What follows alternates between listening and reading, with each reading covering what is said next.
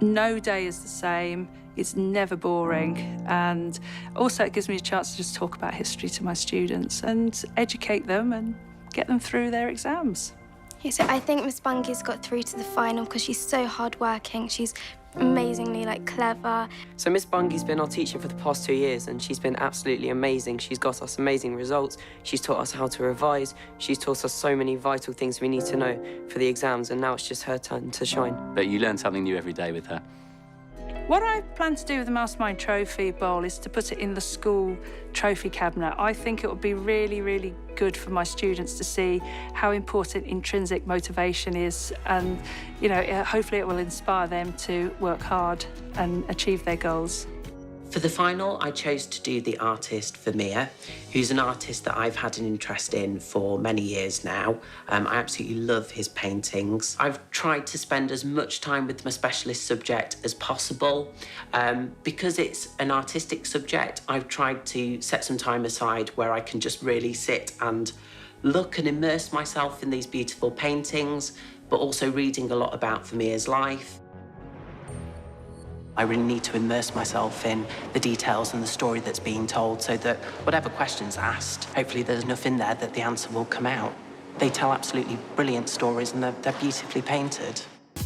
Meet Gavin, Matthew, Lorcan and Ronan. We'll call them the Party Boys. Their opponents? Oh, who's responsible for this? Who sleeps here? Let's call them the partners in crime. You can't even recognise it, I'm sorry. You can't recognise that house. You can't. We put an absolute shift in.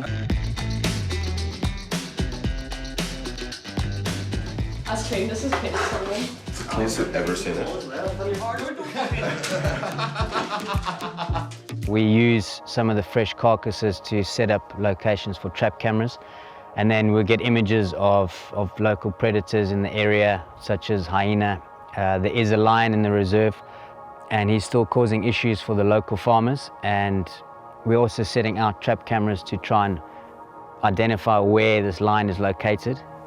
We don't know what caused the death of this Inyala. It could have been black mamba bite, could have been starvation from the drought. Bears thinks it might have been one of the poisonous leaves of the trees. They're so desperate for food right now, that's what's caused it to die. We don't know.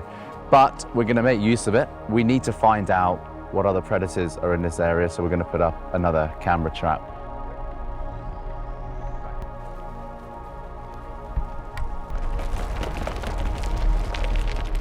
It's not a job, it's a lifestyle.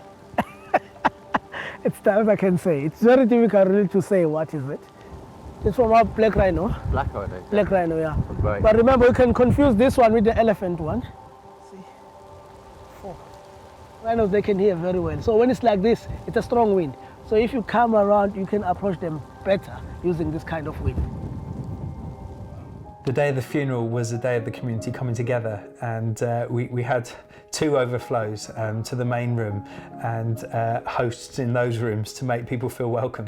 And there was a tree that was put up in the middle where anyone could write a little note, and it took me several months to be able to read those notes that were given to us in a little box.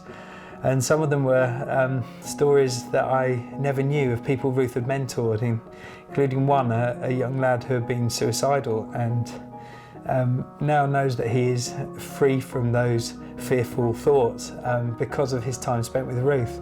And so her impact continues. What I want to do is I want to bring this to people in the streets. People are having it rough. People who have lost their homes, lost their families. People who went to wars, come home and left dumped. People like that. People that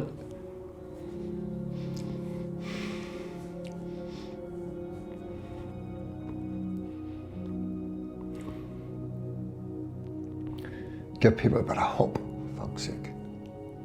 This is going to be, as far as I know, one of the greatest discoveries in medical history. The things that this can do for people is unbelievable. People getting off all sorts of pharmaceuticals, all these bloody Prozacs and all this nonsense. They don't need for that. Yeah, bring it to the streets. Bring it to people at the bottom. That's where I want to go.